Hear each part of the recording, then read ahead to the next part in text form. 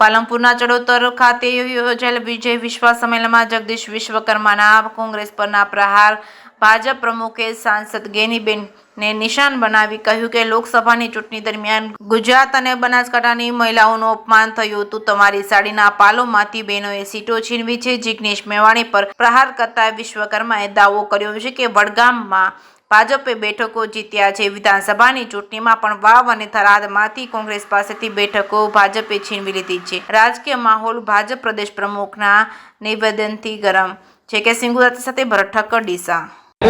કોંગ્રેસના બે નેતાઓ નહીં ભૂલી શકે આખા રાજ્યની અંદર જ્ઞાતિવાદ ફેલાવવાનું કામ કરતા આ કોંગ્રેસના બંને નેતાઓને આ બનાસકાંઠાની જનતાએ પાણી આપવાનું કામ કર્યું છે.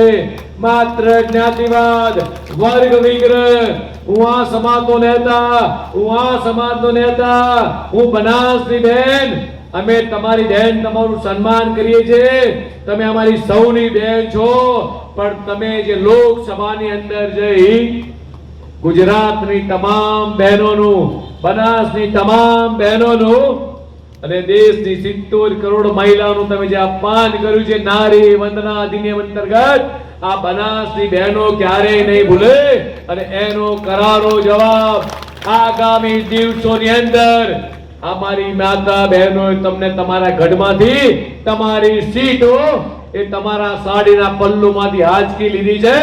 મારે આવનારા દિવસોમાં મારી આ ગુજરાત ભારતીય જનતા પાર્ટીના તમામ કાર્યકર્તા, બનાસના મારા કાર્યકર્તાઓ, આ બંને કોંગ્રેસના નેતાઓ કાન ખોલીને આજે સાંભળી લે.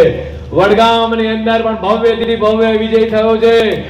એ જ રીતે વાવ થરાદની અંદર તમારા પોતાના ગઢમાં એ લોકસભા વખતે તમારી પોતાની વિધાનસભાની અંદર અમારા શશિકાંતભાઈ પ્રભારી હતા, એમણે તમારી સીટની અંદર ગાબડું પાડ્યું હતું.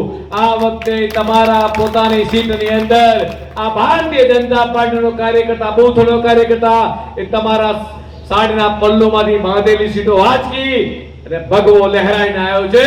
નતમસ્તક વંદન કરવાનું મન થાય બીજો તમામ કાર્યકર્તાઓ.